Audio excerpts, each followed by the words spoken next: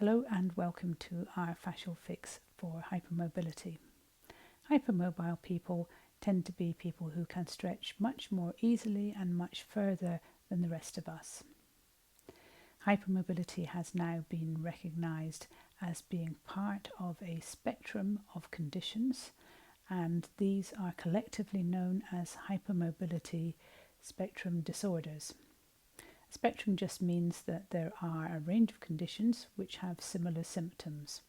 And at one end of the spectrum are hypermobile people who are quite bendy, and then at the other end of the spectrum are people who have conditions such as Ehlers-Danlos and Marfan syndrome. So one thing that all of these conditions have in common is that their collagen in the body is different. Collagen is a protein. It's found in all tissues in the body, and its job is to provide strength and stability. And particularly around joints, the ligaments that support joints are predominantly made of collagen.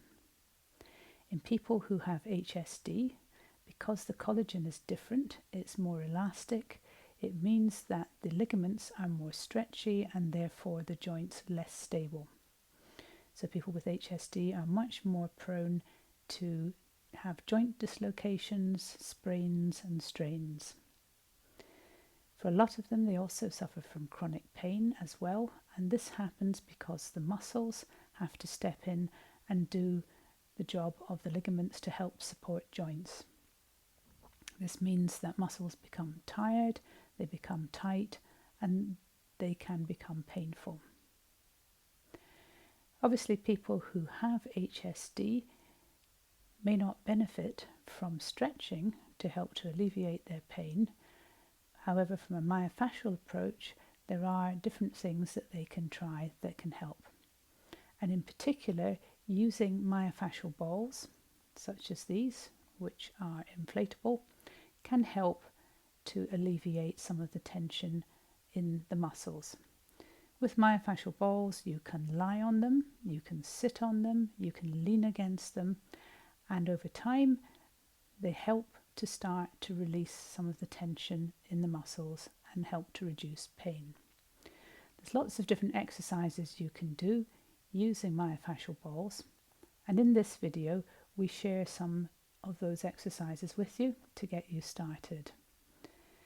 It's best to use balls like these, which are inflatable, rather than something harder, because the balls have more give and it means that it is kinder to your tissues. We hope you enjoy these exercises, and you can find lots more like these on our YouTube channel.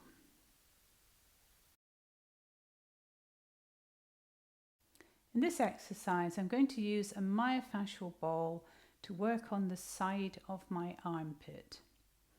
So the area that I'm working on is on the side here.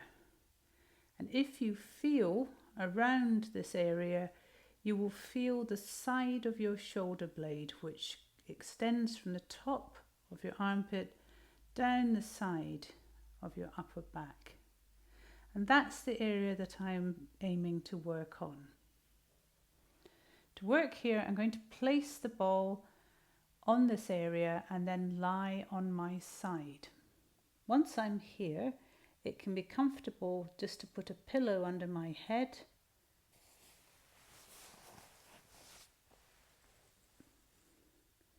and just extend this bottom arm out. So this area is important because it is where there are a lot of the muscles and tissues that help to mobilize your shoulder and your arm, so they create a lot of the rotational movement of your shoulder. Sometimes this area can get very stuck and restricted.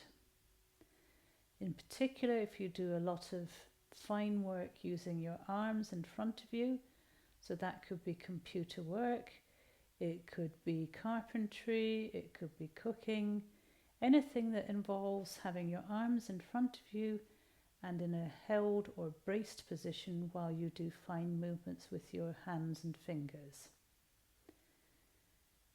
shoulder blade is meant to be a free moving bone that slides and glides over your rib cage, and sometimes it gets stuck. And when it gets stuck in position, this can cause pain and other problems. These problems and pain might be felt in the armpit area, in your shoulder, in your arm, your fingers, your hands. So it can contribute to shoulder issues and it can contribute to RSI problems. So as you're here, just allowing your body to relax around the ball, waiting for a sense of things starting to release and let go. And as long as you're here for at least a couple of minutes, then the fascia and the tissues will be starting to let go.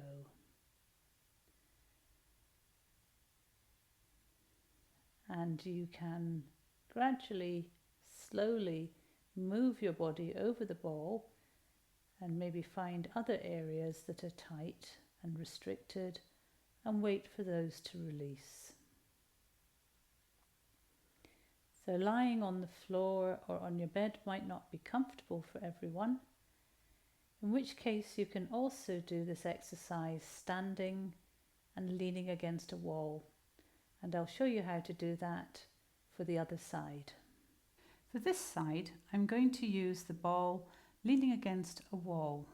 This is great if you find it difficult to get on and off the floor, or if it feels too uncomfortable to lie with your full body weight on your armpit. So again, I'm going to place the ball on the side of my armpit and against the wall, and then I'm just going to lean in. This exercise, this version of the exercise is great if you have restrictions in your shoulder and your arm that make it uncomfortable, for example, to have your arm up above your head, because you can just let your arm dangle and you can just lean in as much or as little as you want to change the pressure that you feel on the side of your armpit. And as you're here, just allowing time for the tissues to start to release and let go. And as long as you're here for at least a couple of minutes, then the fascia and the muscles will be starting to release, and you can gradually rotate and move around the ball, finding other areas that might feel sore, tender, and when you do find somewhere, then just wait and allow time for this to release and let go. And you can just keep moving to find different spots, maybe further up, further down, maybe more round to this back, or to the side, and just experiment while you're here to feel where the restrictions are and allowing time for these to release and let go. In this exercise, I'm going to use a myofascial ball on the side of my hip.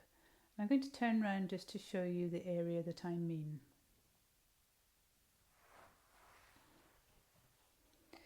So the side of your hip is here. You can feel that there's a top of the bone here which comes round to the front and it then comes all the way round to the back. And in this area, on top of the bone, are a number of muscles and a lot of fascial tissue, and the job of these muscles is to rotate your leg as you walk and you run, and particularly rotating out but also back in. And this is the natural movement of your leg when you are walking or running. Sometimes this area gets restricted and it means that your leg can no longer freely rotate, and that's when problems start to develop. So we're going to place the ball here on the side of the hip. So just make sure when you start that you feel the bone and you know where you're going to be placing the ball.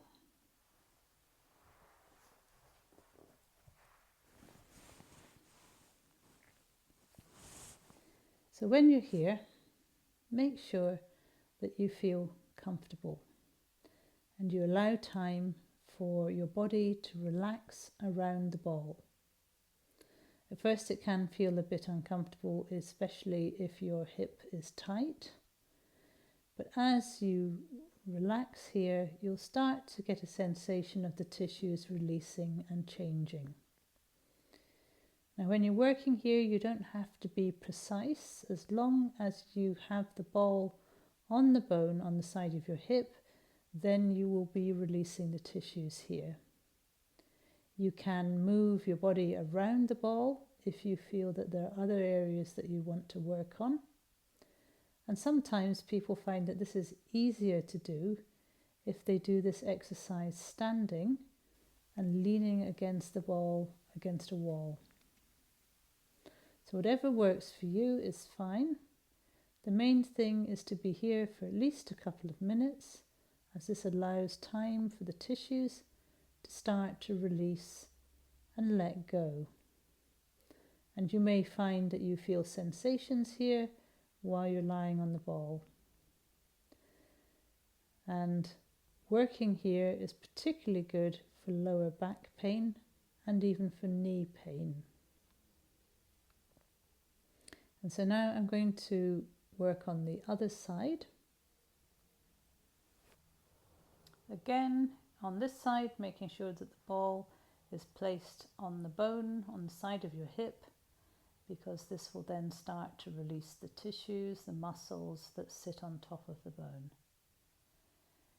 So for a lot of people, if they have restrictions in the side of their hip here, it can contribute to lower back pain. And that's because if your leg is not freely rotating as you walk or you run, then the force will have to go somewhere else, and very typically it comes up into your lower back.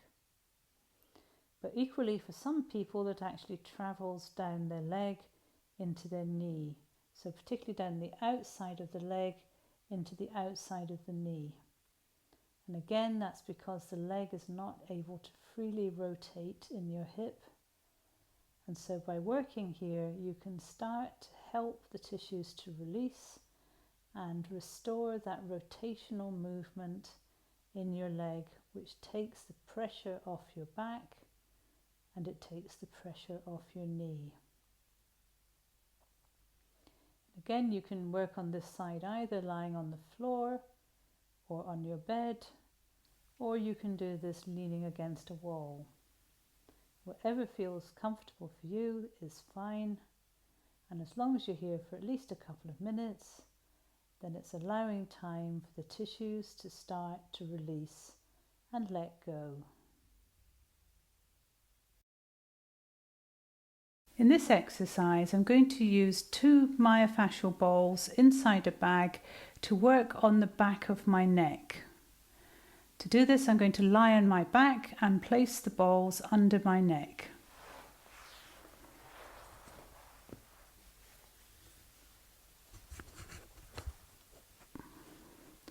Make sure that the balls are either side of the spine in your neck, and so the bones in your spine are actually in that gap between them.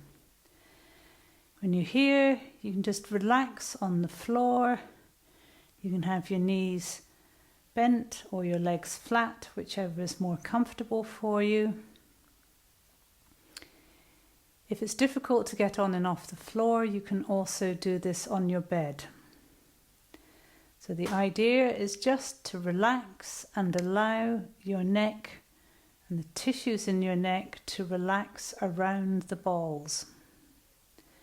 As you're here, you'll start to get a sense of things softening and letting go, and you may have a feeling that your head starts to tip back slightly as the tissues release.